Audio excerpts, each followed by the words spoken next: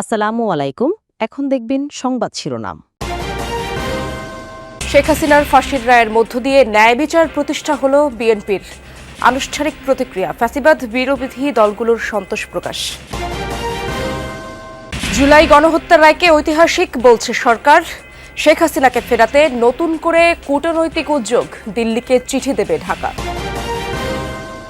Dhanmondi ৩২-এ bulldozer কর্মসূচি ঘিরে রাতভর উত্তেজনা, বিক্ষোভকারীদের সাথে সেনা পুলিশের ধাওয়া। রাজধানীর পল্লবীতে যুবদল নেতাকে গুলি করে হত্যা, পালানোর সময় এক অস্ত্রধারী আটক। বরিশালে মিষ্টি বিতরণের সময় ছাত্রদল নেতা খুন। আজ ঢাকায় বাংলাদেশ ভারত মহারণ। আবেগের ম্যাচে বাজিমাত করতে চান অধিনায়ক জামাল ভুঁইয়া। হামজা সমিতির চমকে দিতে প্রস্তুত ম্যান ইন ব্লুরা। এতক্ষণ শুনছিলেন সংবাদ শিরোনাম, এখন দেখবেন বিস্তারিত। শেখ হাসিনা এখন ফাঁসির দণ্ডপ্রাপ্ত পলাতক আসামি। হেলিকপ্টার ও মারণাস্ত্র ব্যবহার করে হত্যা, চানখারপুলে ৬ জনকে গুলি করে হত্যা এবং আশুলিয়ায় ৬ জনকে পুড়িয়ে মারার ঘটনায় তাকে সর্বোচ্চ সাজা দেওয়ার আদেশ দিয়েছেন আন্তর্জাতিক অপরাধ ট্রাইব্যুনাল। গতকাল দুপুরে টেলিভিশন সহ সামাজিক মাধ্যমে সরাসরি সম্প্রচার করা হয় আদালতের রায়। একই অপরাধে আসাদুজ্জামান খান কামালকেও মৃত্যুদণ্ডের আদেশ দেওয়া হয়। অপর আসামি রাজসাক্ষী চৌধুরী আব্দুল্লাহ আল মামুনকে কারাদণ্ড দেওয়া হয়েছে ৫ বছরের। প্রতিক্রিয়ায় চিফ প্রসিকিউটর বলেছেন, রায়ের মাধ্যমে ইতিহাসের একটি অধ্যায়ের সমাপ্তি হয়েছে। ট্রাইব্যুনালের আদেশকে নতুন মাইল ফলক বলেছেন অ্যাটর্নি জেনারেল। ১৪০০র মতো ছাত্র জনতাকে হত্যা এবং ২৫,০০০-এর বেশি ছাত্র জনতাকে আহত করার দায়ে, মোর স্পেসিফিক্যালি আশুলিয়াতে ৬ জনকে হত্যা করে পুড়িয়ে দেয়া, চানখারপুলে ৬ জনকে হত্যা করার মাধ্যমে যে অপরাধ করেছেন সেটার দায়ে তাকে দোষী সাব্যস্ত করে মৃত্যুদণ্ড প্রদান করেছেন। এদেশের মানুষের প্রতি, গণতন্ত্রের প্রতি, সংবিধানের প্রতি, আইনের শাসনের প্রতি এবং আগামী প্রজন্মের প্রতি দায়বদ্ধতা পরিশোধের স্বার্থে এ রায় একটি যুগান্তকারী রায়। এই রায় প্রশান্তি আনবে। এ রায় ভবিষ্যতের জন্য একটি বার্তা। এ রায় বাংলাদেশে ন্যায় বিচার এবং আইনের শাসনের জন্য একটি মাইল ফলক হয়ে থাকবে।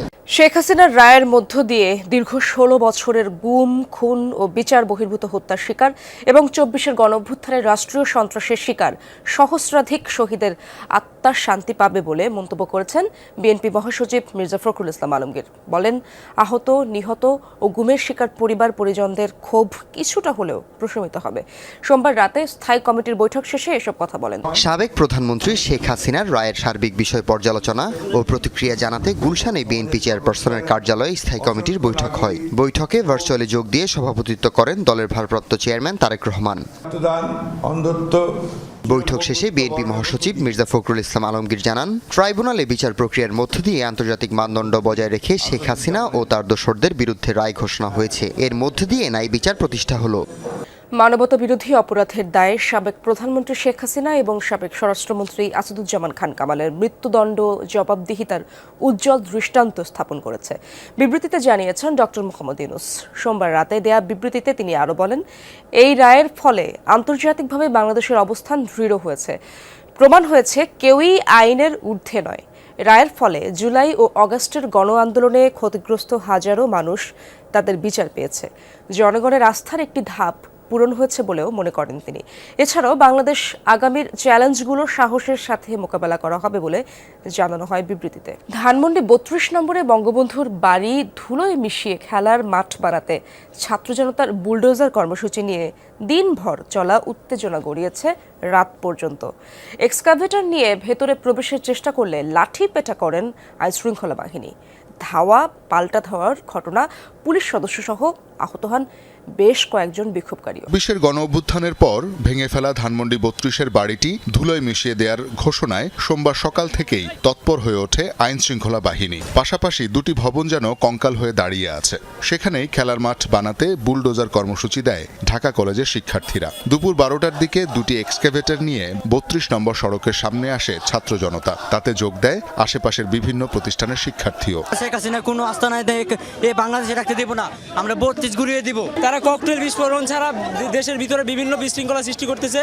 আজকে তাদের এই আস্তানা একবার নিশ্চিহ্ন করে দেওয়ার জন্য আমরা এখানে আসছি। আমরা তাদের বাসভবন পুরাই দিব বুলডোজার দিয়ে।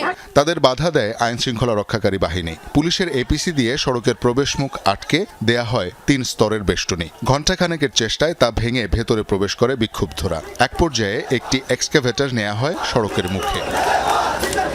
এক্সকাভেটর আটকাতে পুলিশের সাথে যোগ দেয় সেনা সদস্যরাও। উত্তেজিত শিক্ষার্থীকে লাঠিপেটা করে সরিয়ে দেয় মূল সড়কে। বিকাল গড়িয়ে সন্ধ্যা, সেনা সদস্যরা পান্থপথ, কলাবাগান, সোবহানবাগমুখী সড়কে অবস্থান নিয়ে ধানমন্ডি 32-এর সুরক্ষা বলয় তৈরি করে। আন্দোলনকারীরাও অবস্থান নিয়ে থাকে রাত পর্যন্ত। হঠাৎই দল বেঁধে ধানমন্ডি 32-এর দিকে যেতে নিলে আবারও সাউন্ড গ্রেনেড ছোড়ে পুলিশ। লাঠিচার্জ করে সেনা সদস্যরা।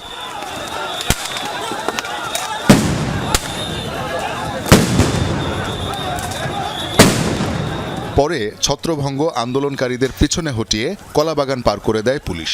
একই সাথে সড়কে যান চলাচল শুরু হয়, কিন্তু আন্দোলনকারীরা তখনও বিভিন্ন গলিতে অবস্থান নিয়ে সড়কে প্রতিবন্ধকতা সৃষ্টি করতে থাকলে আবারও অ্যাকশনে যায় পুলিশ।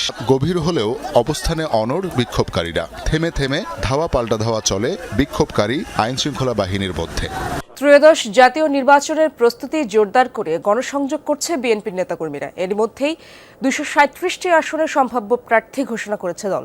বিষয়টি স্থানীয় রাজনৈতিক মহলে মতবিরোধের পাশাপাশি নেতাকর্মীদের মধ্যে অনিশ্চয়তার সৃষ্টি হয়েছে। তবে সম্ভাব্য শব্দটি থাকায় আসন ভিত্তিকভাবে এখনও আশাবাদী একাধিক প্রার্থী করছেন স্বতন্ত্রভাবে কর্মসূচিও।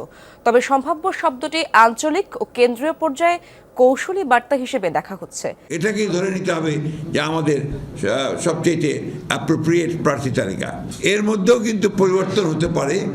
গত 3 নভেম্বর সম্ভাব্য প্রার্থীদের নাম ঘোষণা করা হলেও দলের মহাসচিব মির্জা ফখরুল ইসলাম আলমগীরের বক্তব্যে কিছুটা আশান্বিত হন মনোনয়ন বঞ্চিত নেতারা।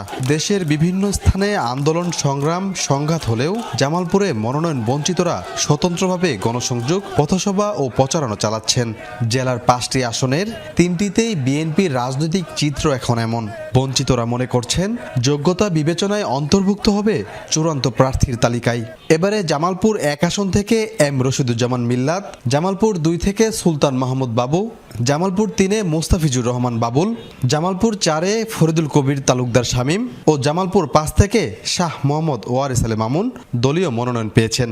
এর মধ্যে জামালপুর 2 আসনে ASM আব্দুল হালিম ও শরীফুল ইসলাম খান ফরহাদ, জামালপুর 3 আসনে সাদিকুর রহমান সিদ্দিকী শুভ ও AKM এহসানুল হক মঞ্জু, জামালপুর 4 আসনে সালিমা তালুকদার আরনি আলাদাভাবে ধানের শীষের হয়ে ভোট চেয়ে গণসংযোগ করছেন।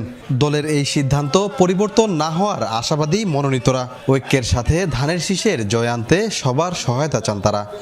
আজ এশিয়ান কাপ বাছাইয়ে বাংলাদেশ ভারত মহারণ। হামজা সমিতদের মতো ফুটবলাররা লাল সবুজদের ডেরায় থাকলেও জয়ের লক্ষ্যেই মাঠে নামার কথা জানান ভারত কোচ খালিদ জামিল।